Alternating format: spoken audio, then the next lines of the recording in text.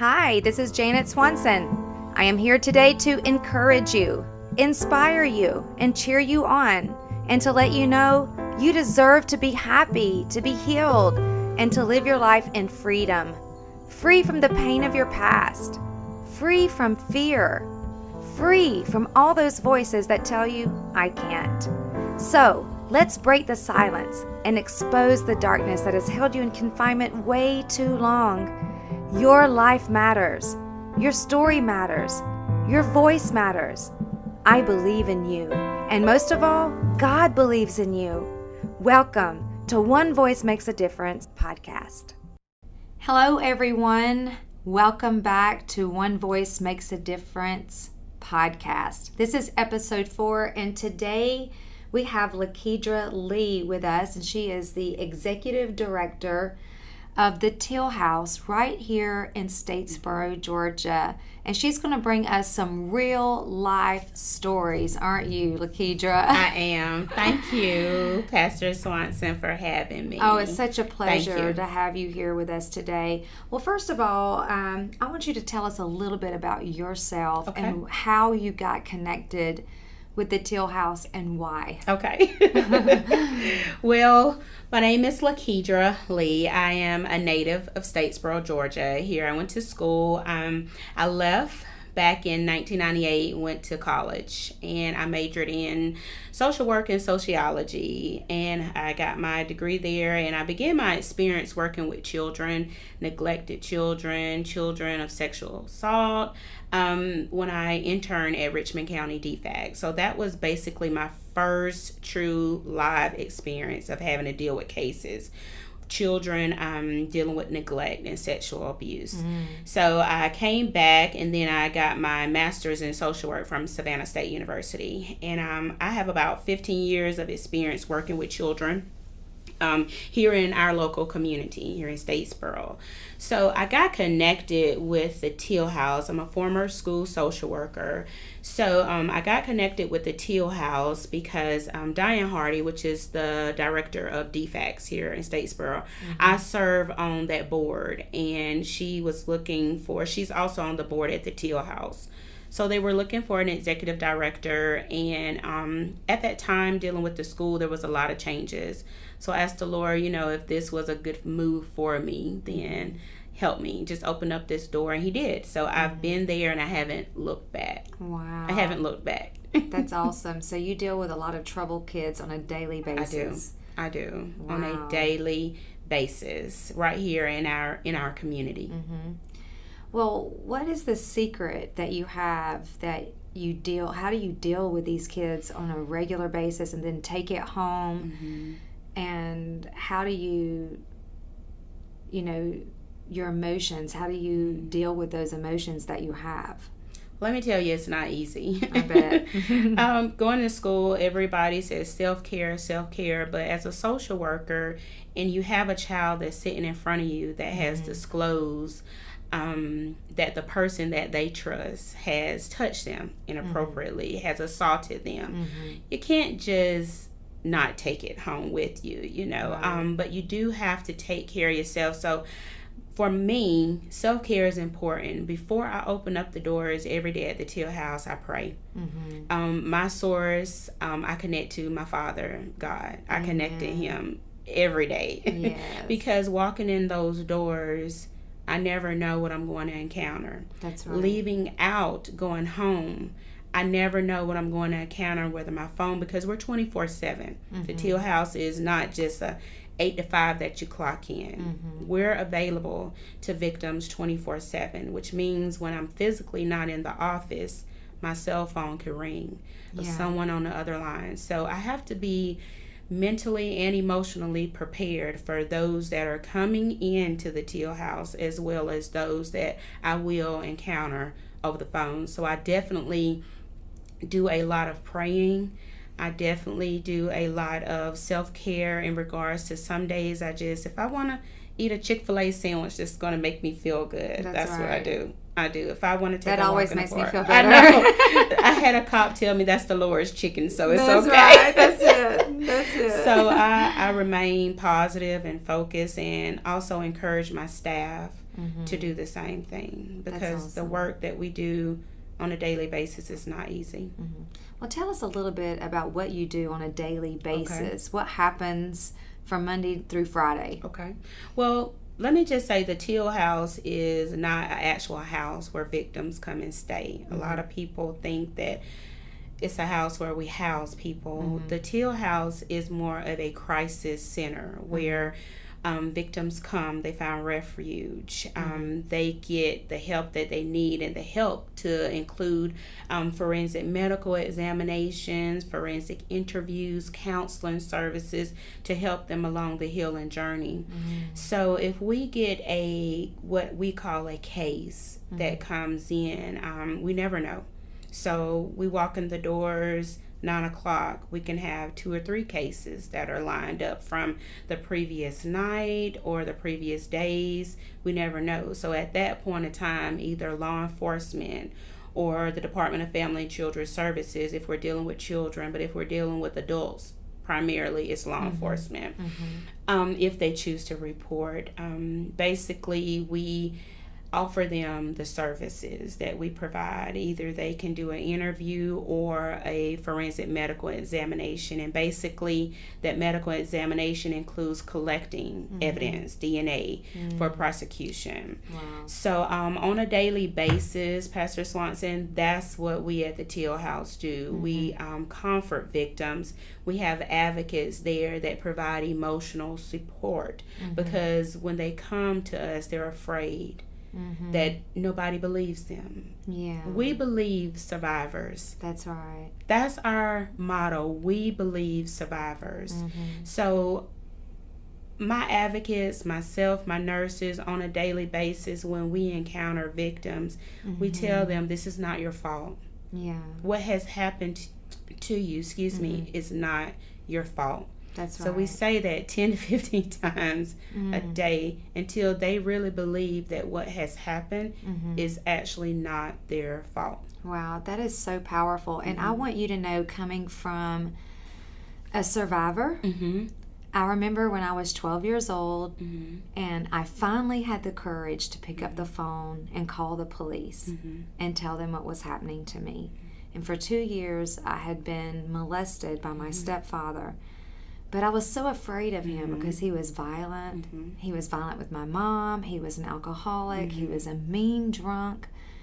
And I had seen him beat my brothers, and he had beaten me. He had been abusing me and beat my mother. And he had guns. You know, he was in the army. And I thought, you know, he's going to kill me if I say anything. And I was just really afraid of him. But I had a revelation one night that I'm dying anyway, so I might as well just say something. And so the first thing that I did is I picked up the phone and I called the police and I let them know. And they said they were going to come out and that I needed to tell my mom. And I was really afraid to tell my mom. And the first thing that my mom said was, "I don't believe you." Right. And it just crushed my world. Everything, like it, my heart was so broken. And so I remember going, you know, the police come and pick me up, and I go to the social worker. And I remember the counselor, she saw how I held my head down, and I walked in defeated and with tears streaming down her face. I will never forget this. It was like she was an angel.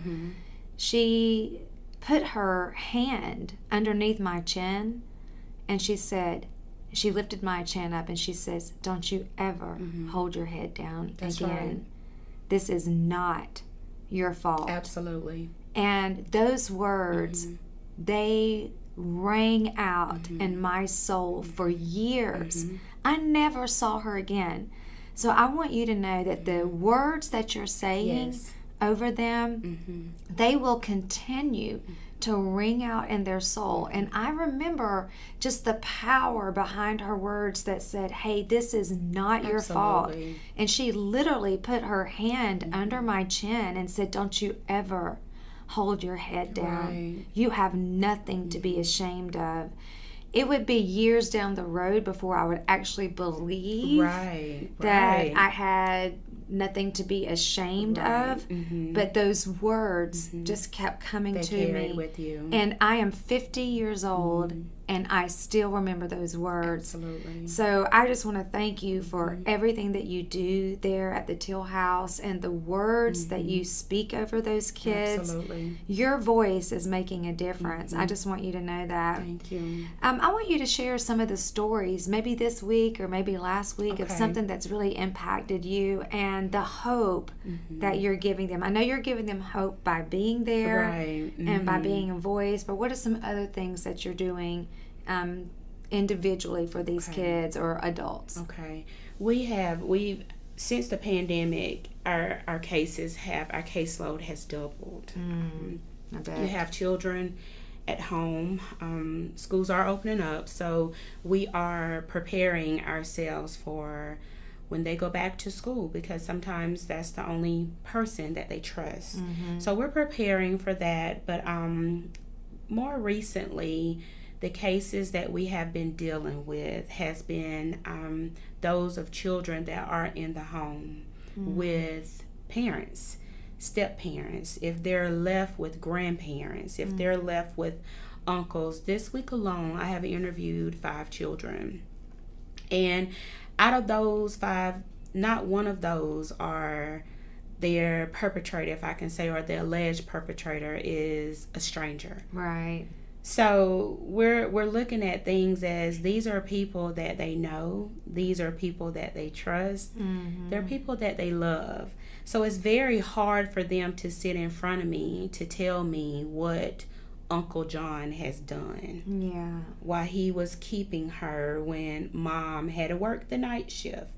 How one particular incident where stepdaddy came into the room while she was in her bed.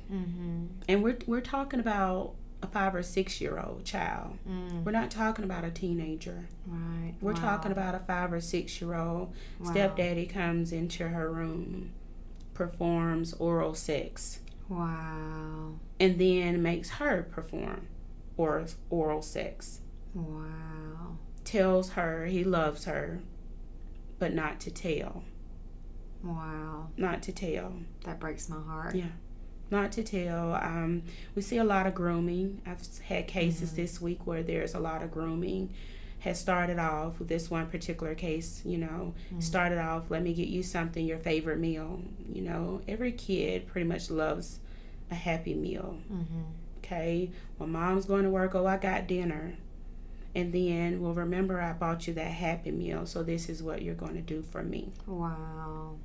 So it starts with just something so innocent as a happy meal to turn in something such a horrific crime in the end, which devastates these children and causes traumatic experiences for them. Yes, I remember that so vividly when my mother met my stepfather. They were dating at the time. We were living in the housing projects. We were so poor, and I got all my clothes from the garage sales, and local churches would bring us food. We were hungry most of the time, and so when she married him, the grooming that began then is, I'm going to take you shopping and buy whatever you want. Right. You're going to get brand new clothes, and then I want you to try them on for me, but I want to see you change the clothes. It's just going to be you and me, and when you're changing, I'm going to watch. Right. And I'm 10 years old at the time, not thinking, like my dad, my real father, had never asked me to do anything like that, But now my stepfather, and I'm confused, and I don't know what to do. But he did just buy me all these clothes, and he does put food on the table. So it's okay. So I guess it's okay. He's the adult here. I'm the child. So you don't know what to do. So how did this 5-year-old little girl tell somebody? How was it revealed? What she did, when we interview as a certified forensic interviewer, we learn that there are 2 types of disclosure: accidental and purposeful.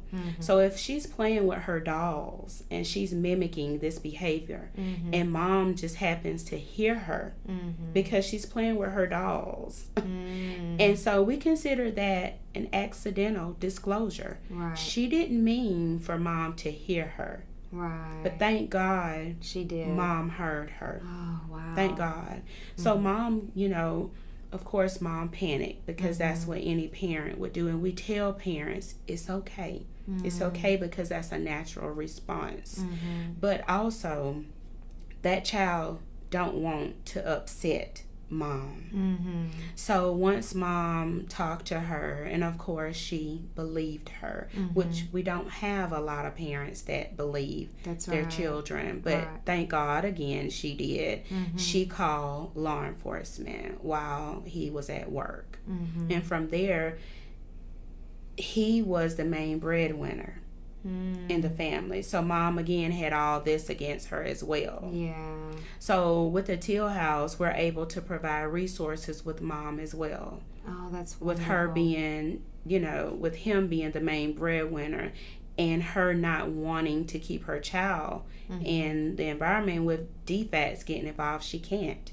Either dad gotta go or the family has to go. Mom and child. Right. So not more often than we would like to see families stay together, which only keeps the children in further harm. Right. So, but this particular mom left. She left. And with our help, with DFAC's help, then she's getting her on her feet. Wow. She's going to. That's powerful. And I think the voice of the police and the social workers, they made a difference in the little girl's life. Absolutely. Too, and just letting her know, hey, this is not your fault, and we're going to get you help. And I think at that age there is something that's being formed in their little mind. So impressionable. So impressionable that this is what love is. So you can get confused about, and the older you get, because there's many people that I counsel with right now that things started happening not at 10 and 11, but it was 5, 6 years old, and by 10 years old they're being full-blown raped. And and my grooming started at 10 years old. And I just can't wrap my mind around why a man would want a 5-year-old little girl. It just blows my mind. Absolutely. So what would you tell a parent or a teacher or a leader in the church, maybe a youth minister, some things that they could look for, like this mom, she just accidentally ran into it. What are some things that people can look for to know that, hey, something may be going on there. Let's look into it.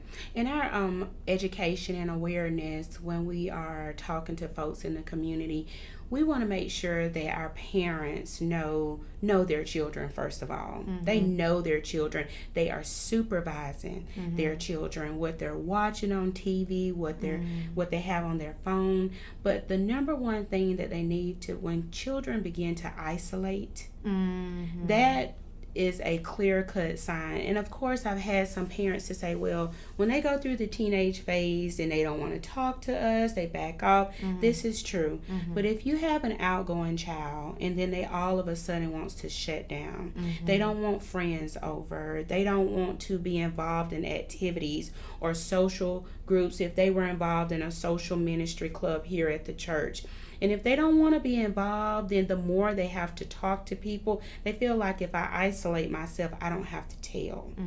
So that is the number one thing that we encourage parents to look for, or church leaders, or different things. If a child begins to display affections where they just shutting down, they not displaying affection, they shut down, they don't want to talk when on a normal basis they're speaking, they're literally jolly all the time, then you may want to say, hey, is everything going okay? Is there something that you want to tell me, you want to talk to me about?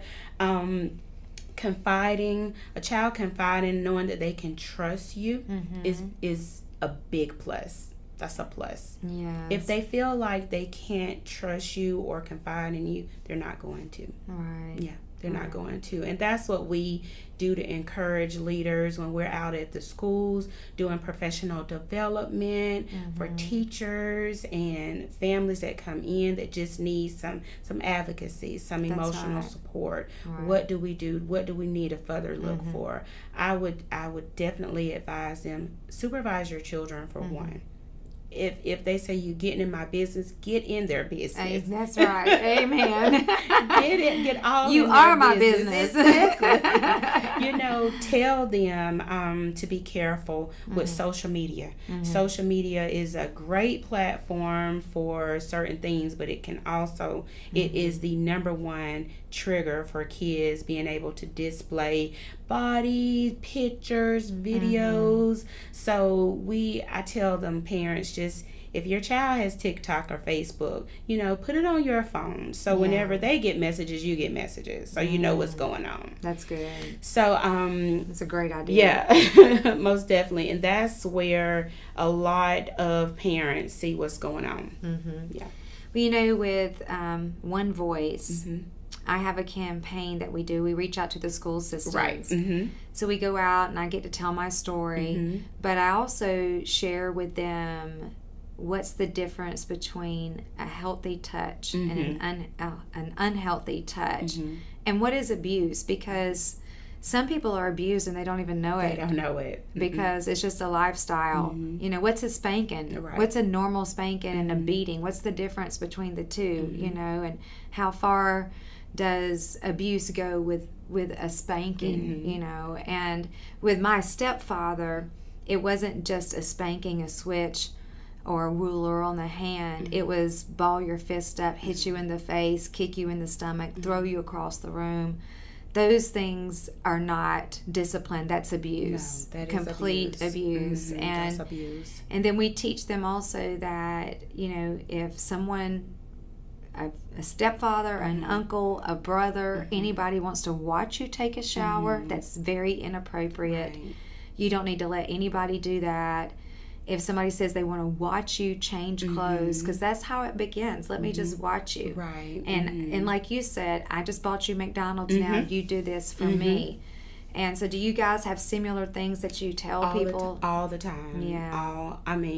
Almost daily. Almost daily, to be honest with you.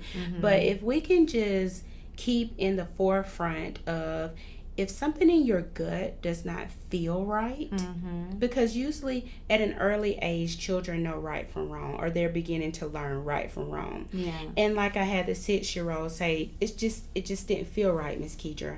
So we let them know, if it don't feel right, tell someone. Tell someone, and then let that adult decipher between, and then further educate you on that. But a lot of our kids, when they come there, they already know that was a bad, unhealthy touch. And the trust issues and the boundaries has already been, it's gone. It's gone. So they pretty much know that, okay, he crossed the line when he just kind of swooped past me and brushed up against me. Or I had one young lady, they were remodeling their house, and her aunt, and I just want to say something, Pastor Swanson, we always think as women that the alleged perpetrators are men. That's the biggest myth. Yes, it is. That's the biggest myth.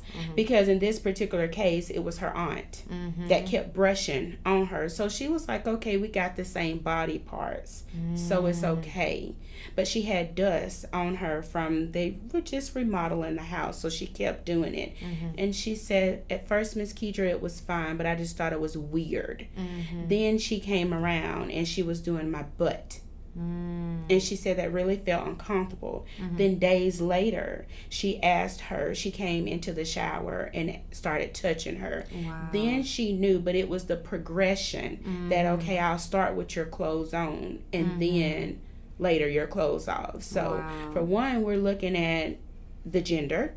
Is not your typical what we think. And then again, this is a family member, so you can be assaulted by different genders. It's not just the male. That's right. And males can be victims as well. Oh, absolutely. We've seen it so many times here. And when I first wrote my book, it was mostly, I had more males that reached out to me than I did females at the beginning, because they were like, I need someone to talk to. Right.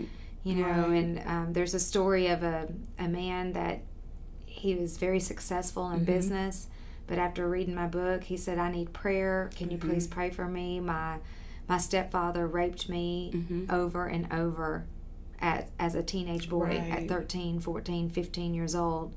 And he says, I hate him. Right. And so then you have to work through those issues. And one thing that we see is that when kids have been abused and they don't say anything and nobody does believe them, when they become adults, they carry that baggage into the marriage and into relationships, or they have a confused identity. Absolutely. They're seeking for drugs, or let me just have a great career, and the more I climb the ladder, that's going to soothe my soul, but it never does. It does not. It never does. So I have found that God is our source and our resource, and the only one that can go in and really heal us from the pains of our past. But we were talking earlier today with someone that God can't reveal. I mean, God cannot heal you of things that you don't reveal and that you don't want to deal with. So we have to talk about it, and we have to be open. And I found for many years in the church didn't want to address it. No, ma'am. Because it's too shameful. They do not want to. No. When I first got this position, and one of my things, I just wanted everybody to know about the Teal House, because I lived in a community and I knew of it, but I didn't know what was going on. And I'm a social worker, so I know all the resources. But for the Teal House, I said, I never really hear anything about the Teal House. So when I got this job, I wanted to make sure that people knew what the Teal House mission was, that we dealt with. We do direct services to victims. This is not just something that we call on the phone. It's face to face. We do direct services. And I wanted to, I know as an African American woman, we go to the church for refuge a lot of times. That's right. And that's just culture wise. And we have a hard time trusting therapists, and that's why a lot of therapists say it's okay cultural wise, and we push it as well.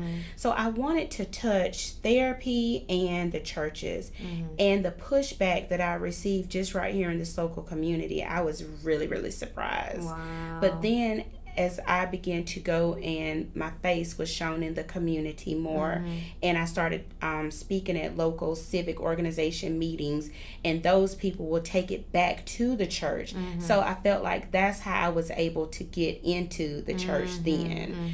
But it has to be talked about. Domestic violence, sexual assault. We are the sisters to each other. That's right. We have to talk about it. Amen. Because it's going on. And I'm a firm believer like you.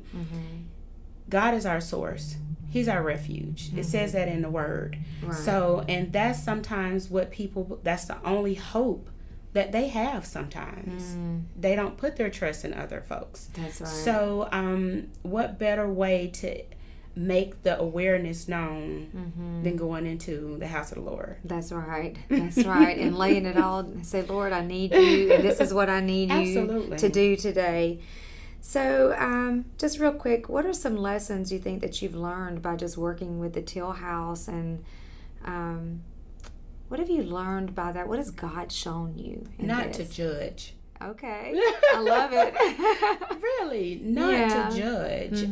Believe survivors. I keep saying that, but believe them. If they tell you that they have been assaulted, my assault may not look like your assault. Right. Okay, but believe them. That's right. And do not judge them. Well, that's not as bad as mine. Believe them and don't judge them. That was the biggest lesson that I've had. And before I started working there were so many stereotypes of college girls. You know, they go into parties, they're going to get drunk, they're going to get raped. Right. Biggest myth. We have girls come in from Georgia Southern, you know, they're not at clubs. Right. They're not at parties, they still get raped. Exactly. They still get sexually assaulted. Mm-hmm. Then we have those that do go out with friends after football games, not drinking, they get assaulted. Right. So that biggest myth is that they're out, they're drinking, they're partying, they get raped.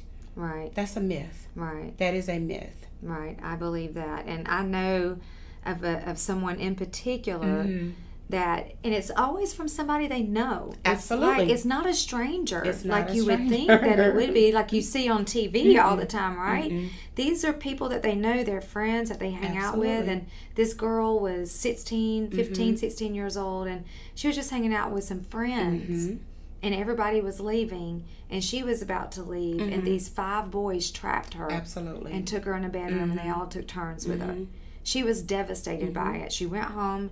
She did tell her mom about it, and her mom said, well, we're just not going to tell anybody. You'll get over it. So you just don't get over something like that.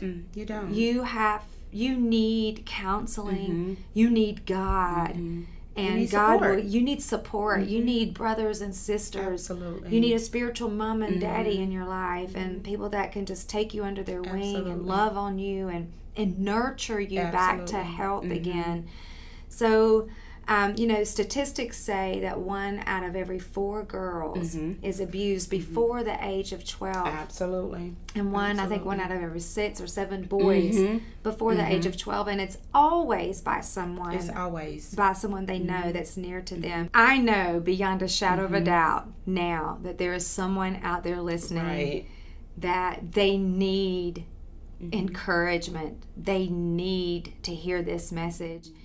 And I just want you to share with us from your heart, what is the word that you can give them today that can bring them hope and that you can encourage them just to keep going? I want you to listen to me and listen to me good. I believe you. We believe you. Yes. Everyone at the Teal house believes you. We don't even know the situation. We don't know what has happened, but we believe you. And also, this is not your fault. If you have not consented to anything, this is not your fault.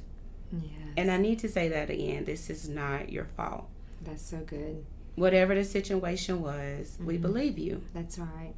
And on this journey, you can survive it. You are now, if you feel victimized, it is with us, with the help of the Lord, that you will be a survivor through this healing journey. Yeah. It takes time, it takes counseling, but you have options. If you want to reach out to us, we do have a 24/7 hotline.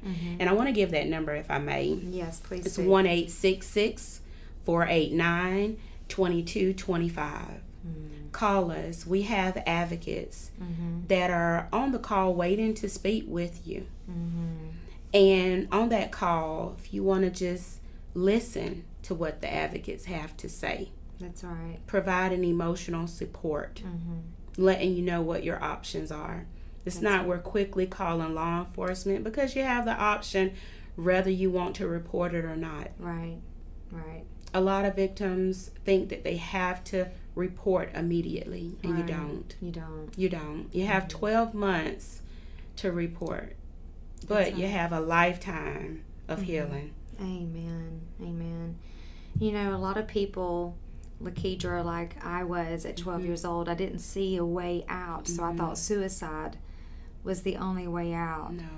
And I actually planned my suicide. But I had an encounter with God because I prayed right before I was going to do it. And He heard me. Yes. And when He heard me, He came to me and He spoke to me. And I just remember feeling His presence above all things. And He said to me, you need to tell somebody. Yes. Your life matters. Your life is important.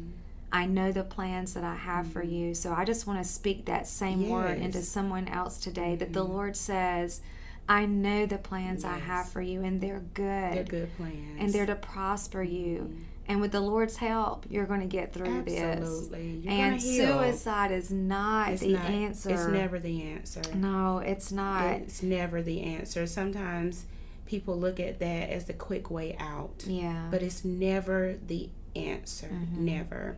It's a journey. It's a healing process. But as long as you have support, if you attend a church, your pastor, I know my pastor and his wife, they're big supporters of me. My family, you asked me earlier about how taking it home. I have to dump on my husband sometimes. There you go. That's good. So, if you have family support, if you feel like you just cannot talk to someone, you can talk to us. You can talk to that voice over the hotline. We're not going to judge you. But suicide is never the answer. That's right. And I also want you guys to know, we know that the Lord has plans for you and they're good. But I want you to know that I am a survivor of childhood sexual abuse, neglect, and abandonment. I went through foster care. I know what all of that feels like. I know the pain. I know the suffering, the journey that you're going down. And I want you to know there's hope on the other side. It is hope. And your past doesn't have to define you. But if you want to be healed, really want to be healed, and you want to get through this, you got to find forgiveness. You got to find God. You got to let Him come in and speak to your heart and do a brand new thing, because that's exactly what He did to me. Absolutely. And it was His voice that made the biggest difference in my life, that kept me from killing myself and has sustained me for all of these years. So we just want to speak that into you. Listen, not only am I a survivor, but I am thriving now.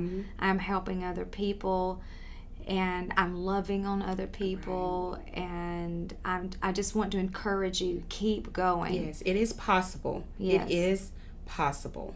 Yes, all things are possible. That's right. With the Lord. With all the Lord. things. So, Lakeedra, thank you so much. Thank you for having me. Oh, gosh, you're such a blessing. Such a blessing to all our listeners and to all those in the community right now. You're just a blessing, and I thank God for you. And we're going to begin to pray for you in the Teal House. And if you want to connect with the Teal House and you want to support them, if someone wants to support or donate, how can they donate to the Teal House today? Well, we have a platform that's going on now. We're on all the social media platforms, Facebook, Instagram. Because of COVID, we have not been able to do our normal fundraisers. So we are now, if you want to just call us to make a donation, you can go to our website, you can go on Facebook. We have all kind of avenues. But above all, we need prayer. We need prayer. Yes. Above the money, we need prayer, because I always say it takes special people to sit on the other side to listen to these stories. That's right. And to have a genuine heart to help these victims that come in. We love to hear stories that come in. I've survived a year, Miss Lakeedra. They come back sometimes on their anniversary just to say, I'm here and I'm doing good. Right. So give us a call. Use the hotline number. Our office number is 912-489-6060.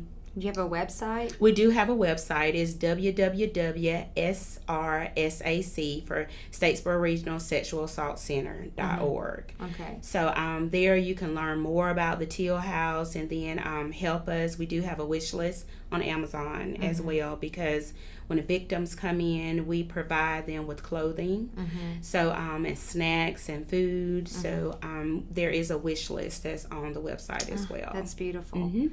So we'll connect with you right there on your website. Yes, that would be great. All right, awesome. Thank you so much. Hope you enjoyed the podcast today. Thank you so much. And we just declare that one voice is making a difference. It is. And together we can make a difference, touching one life at a time. Right? Thank you. Thank you so much. God bless. Thank you. Bye, you guys. We'll see you next time. Bye-bye.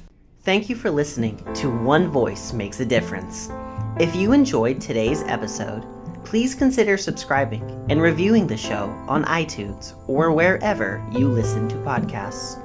Tell your friends about One Voice too. Your voice helps the show reach more people to spread the gospel. Together, with all of our voices, we can come out of the darkness and into the light. If you'd like to hear more about Janet's personal story, you can purchase her book, One Voice, on her website, janetswanson.org. You can also connect with her on Facebook, Instagram, Twitter, or YouTube. Most importantly, if you are in crisis, please call the 24/7 crisis hotline at 1-800-273-8255 or visit suicidepreventionlifeline.org. Don't wait. Your life matters.